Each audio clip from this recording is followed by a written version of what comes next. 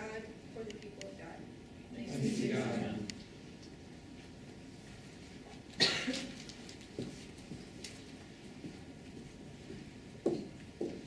Hi guys. Thank you so much for being here. I am very excited to be here. Like Aaron said, my name is Courtney Richards, and I work for a local nonprofit, Purchased. And I'll get into what we do a little bit later. Just a snapshot. We of course are anti-trafficking. We really focus on education, doing community education like this, just getting the word out in our communities to let people know that it happens here in Indianapolis. So we are laser focused here. Because a lot of people think it's an issue that only happens overseas or no way can happen in our small Midwest state, but we're here to say that it does, unfortunately. So that is really our main focus. We also have an education curriculum where we're in teaching girls who either have been trafficked or sexually exploited. And we have a mentorship program too that we pair mentors up with women in our city who have been trafficked. So I was given 15 to 20 minutes to talk about human trafficking. That's a very small window of time to talk about this huge issue. So I'm going to try to be as fast as I can. There's a question and answer portion after I talk, so we'll save questions for that. And if I miss anything or anything like that, it's a great place for you to ask questions and for me to bring up some other stuff. So I want to start off first, but just telling you a little bit about myself. I love coming to colleges. One, I just graduated 3 years ago, so I'm not too old. But my passion started for human trafficking in college. So I graduated from University in 2014. I actually interned with Purchase when I was there and started on staff right when I graduated. So I just really, my heart broke for these women and this issue so much. And a professor told me in college to pay attention to what breaks your heart because that could be your calling. So I went full force into that and really paid attention to my heart aching for these women and just did something about it. So that's what brought me here to you guys today. But like I said, I just love being with college students and in colleges and just kind of igniting those fires that fire that's in your heart, whether it's for human trafficking or other social issues. It's important to start here and to go with your heart. So, an introduction to human trafficking. I'm going to continue the first slide. So this is just the definition in the dictionary of human trafficking. So something that's really important to know is that human trafficking has to include forced fraud or coercion in order to be defined as human trafficking. This is more on the legal side of the courts. And this is also important to note, if the person is a minor, so under 18, none of this has to be proven. They are trafficked if they're caught in prostitution or in some sort of exploitation. So just to kind of help with that, there is an action, a means, and a purpose. So there has to be some sort of recruiting, harboring, transporting of an individual by force, fraud, or coercion. Force is like what we see in the movies, like taken, people literally kidnapped and taken to other places. That's actually the least likely of the situations that we see, at least here in the United States. Fraud is like a lie. So people are either answering modeling ads or answering some sort of job opportunity where they think is something completely different. We actually met a woman last year in Irvington. We were doing an art fundraiser there, and she had been trafficked in the Castleton area, and she was answering a modeling ad. So she was going, thinking that she was going to make great money, and she did the first time. They took some pictures of her, gave her $500. So easy, lasted less than an hour. She's like, of course I'm going to go back. And the next time she did, she was held at gunpoint and forced to have sex with men until she was arrested up in Castleton. So that's sort of just to give you a picture of the fraud piece. And the coercion is actually what we see most often here in the United States.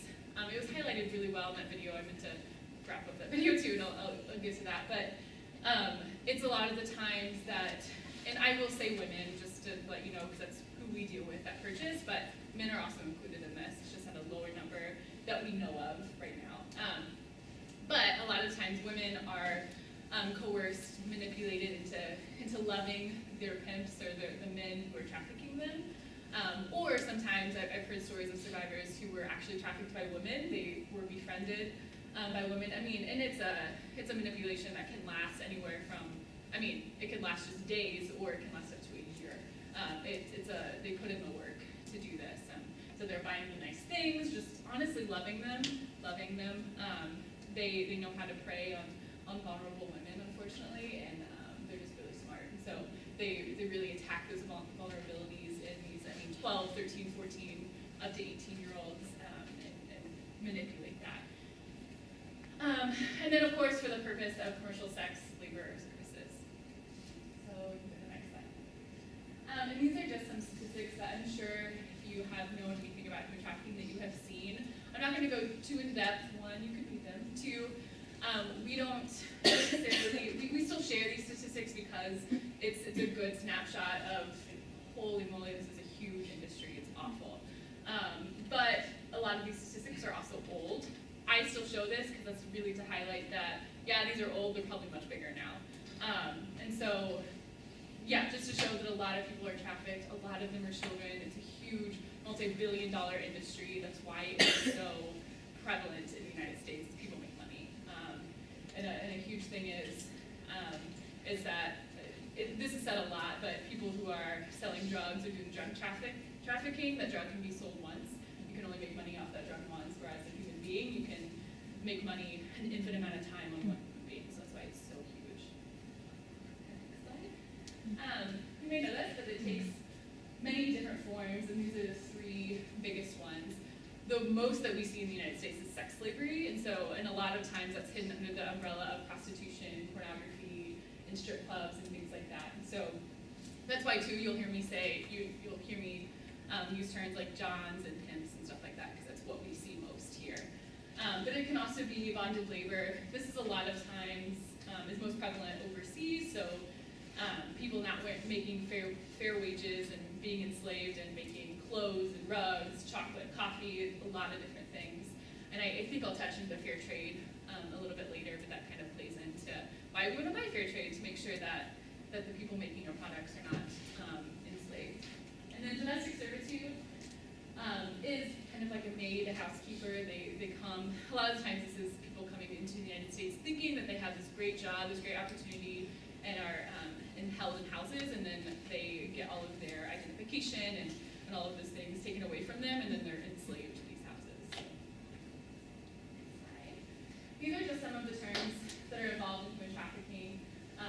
Like I said, trafficker, pimp, we use pimp most often because that's what it looks like here, but it's the person who is exploiting this young woman, young man, that they are the trafficker. There's also a recruiter who can be the trafficker or the pimp, or can be in a prostitution sense.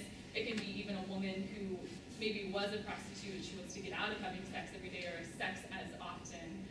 And so she talks the trafficker into letting her be a recruiter. So she's the one going finding the girls and getting them on board. Consumers, the John, it's important to know a lot of the consumers don't know that they are helping this industry thrive. They have no idea that there's a victim involved in this. They don't know that the person they're having sex with is not choosing to do this. And then the victim could really be anyone. There's, of course, some risk factors. I don't know if I included a slide on risk factors, so if I did, I'll leave it. But there's some risk factors including youth, poverty, runaways, homelessness, a lot of those different things. But in reality, it really can be anybody. I mean, you all have been teenagers. You all know the vulnerability that comes with that, and just how the need to be loved, especially if you're not getting it at home. So it's important to know that it really can be anybody. Next. Yep. So these are some of the factors to increase a person to being trafficking. So this is a brand new updated map of trafficking in the United States. This comes from the Polaris Project. I don't know if you've heard of them. They're a national organization, and they house the National Human Trafficking Hotline. I think that's on a later slide too, but it's the hotline that's just people like you, people like me can call in if they suspect trafficking is happening. So it's an anonymous hotline. It's a really great tool to use. And so every year they come up with this hotline and some real numbers to know either how many calls are going into the hotline or what is happening with trafficking. And so, of course, the deep red are where trafficking is happening the most. That's either where they're getting the most calls or most cases are happening. And as you can see, you can even see the state of Indiana. I think a lot of people expect it on the coasts. Of course, the big cities, Miami, California, New York City, those places, but also you can just see that little pocket in the Midwest that it's really, really bad. One of the biggest reasons that Indiana is really bad and trafficking occurs a lot here is we're the crossroads of America. A lot of major highways are going through our cities. And so there's just a lot of travel, whether they're staying in our city or just traveling through it. There's a lot going on in our city, and it makes it easily accessible for traffickers to just travel through here and put their girls out. Next slide, please. So these numbers are also coming from that same resource center hotline by Polaris, and these are the numbers we really like to promote because they are real, hard, factual numbers. And so we just got the new 2016 ones, and those are the ones that are in bold. And I just wanted to keep the 2015 ones on there to show that most of the numbers have risen in just a year. And so that first number is the calls that were placed to the trafficking hotline in the United States in 2016. So that doesn't mean that they necessarily were human trafficking, but they're just suspected cases. I love when this number comes up because that means people are becoming more aware. That means people know what to look for, know the signs, and they're being more bold in calling this hotline and getting law enforcement in to do some casework here. So out of those calls, the 7,000 number are the actual cases of human trafficking that came from those. I also want to note that just because those were the confirmed cases of human trafficking does not mean that those were the only cases from those calls that were. This is a very underground, difficult, gray industry, and so it's hard for law enforcement to get in and really prosecute these mostly men who are trafficking the victims. So just wanted to point that out. It still is a huge number in the United States in just 1 year, but it most likely is more. We know it's more. And then those are the difference between sex and labor trafficking. Proves time and time again that sex trafficking is way bigger of an industry here in the United States, but still labor trafficking does happen. I mean, over 1,000 cases in just 2016 is big. Next slide. And this is just in Indiana. So in 2016, the 268 calls were made to that hotline, which is, again, big. And I like to note, too, that a lot of those calls were probably coming from central Indiana. We don't know that for sure. We don't have those numbers, but Indianapolis being the biggest city in Indiana, that we probably think that a lot of those calls are coming from here. So that still is a lot of things happening here. And from those calls, 83 confirmed cases in just 2016 in Indiana. That's a huge jump from what it was the year prior, which is 53 cases. And so, yes, we don't love that the number is rising, of course, but the reality is it exists, and so we're happy that more cases are going into court and more women, or mostly women, are getting rescued from these situations. So, so we're happy to see that those calls and these cases are rising, because again, like I said, it confirms that people like us are calling into this hotline and making things happen, which is important. So we can do a lot of things about it, of course, and so this is just a list of some things. Personal choices and buy fair trade products kind of go hand in hand. It's something I'm personally really passionate about, but of course us at Purchase too, we're really passionate about fair trade products or direct trade. And I talk about it all the time, like I assume you guys know what that means. If you don't, it's just making sure that the products that you are buying are coming from people who have fair wages. And so a lot of the times they have the fair trade certification sticker on it. Just because they don't doesn't necessarily mean that the people making the product are slaves, but it's really important to look at that or just do your research. There's a really good tool called Better World Shopper. It's an app and a website. I love it. I use it all the time, but you can literally search companies. I use it even when I'm shopping at the grocery store. You can search companies and they grade them. And it's more on just human rights. They do like environmental stuff too, but they grade them from A to F. And sometimes they have a skull and crossbones that are like awful companies. But they grade them to show you just what companies are good and aren't. So that's a really good tool. Of course, mentor or sponsor a child. And this doesn't have to be in a really formal sense, and you don't have to become a mentor through a mentoring service. But just if you're, I don't know, if you do community service in elementary schools, or you have younger people in your life, siblings, friends, whatever, it's really important that they have good people to look up to. It's so important, and that's really where it starts. And so we always encourage that, encouraging your younger siblings to be a mentor. So to other people in their schools or whatever. So that's really huge. Educating yourself in your community, you being here tonight listening to me talk, is a huge step. You're just really getting to know, if you don't already, what human trafficking is, what it looks like, and then don't stop here, especially if you're truly passionate, share this with other people, inviting us in to speak. It's a huge thing. We do this all the time. We love to do it. And so bringing us into different places. Advocate and speak out for these victims. Again, that's what you're doing wearing these red X's. You truly are advocating for this issue, and it's awesome to see, but keep doing it. We know that sex sells, and so just really advocating for the victims who are in that industry and trying to not purchase porn or go to strip clubs or getting rid of the term of child prostitute and just knowing that most prostitutes are not choosing to be there. Most of them are not choosing to sell their body for sex every single day. So it's really advocating for these people and knowing those things. Volunteering, you can come ask me about that later or in the questions, whatever. We have a lot of volunteer opportunities, including internships available. So if you are interested, come see me afterwards. I have a business card. You can sign up for stuff. It's great. And of course, donate, and then go to our website for different resources like books, documentaries, and things like that. Next slide. So we at Purchased truly believe that God has a heart for these victims and just injustice. And so we're getting together all the time to just remind ourselves that this truly is God's work.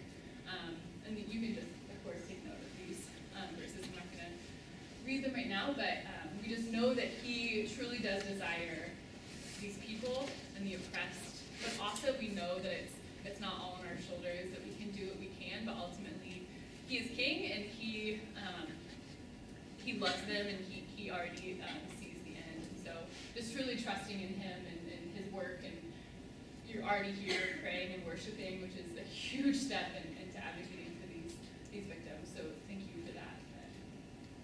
Next slide. Yeah, so this is the National Human Trafficking Hotline that I talked about. They also have a texting now too. If you ever suspect anything, we have a Know the Signs page on our website, and so that it goes into depth of the signs of victims of human trafficking.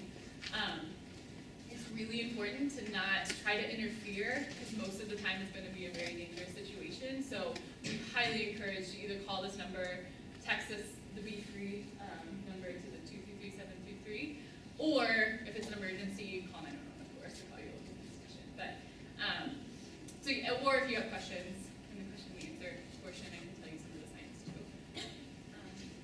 Slide. So this is again what Purchase is doing. We of course focus on educating, like community events, speaking engagements like this, but we also have 2 big events every year. We have a fundraising dinner coming up in March, actually, and that's at Run for One. For the past 6 years, we've done a 5K, 10K. There was actually a couple of years, it was here on University of Indianapolis campus. But this year, we're doing a kickball tournament instead, so if you're interested in making a team and helping out, we don't have all the information yet, but that'll be sometime in the fall.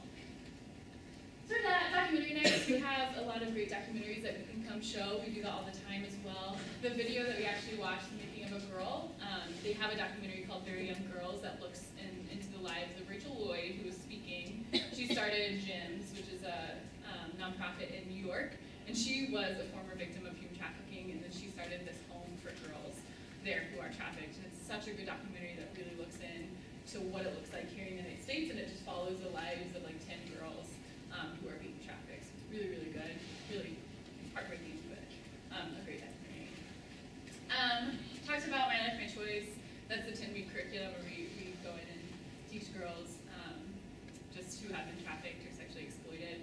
We also have internships available. We're still looking for to fill a few summer positions, so if you are interested, please let me know. We've had lots of UIndy students. Craig this summer, he was raising a hand. He was one of our interns a couple years ago now.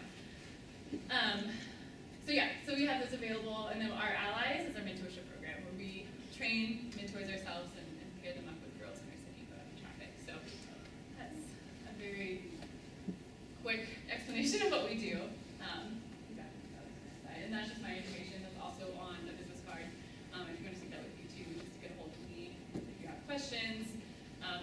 Directors Night or want to be involved in a deeper way, let me know. Okay, let's thank Courtney for being here.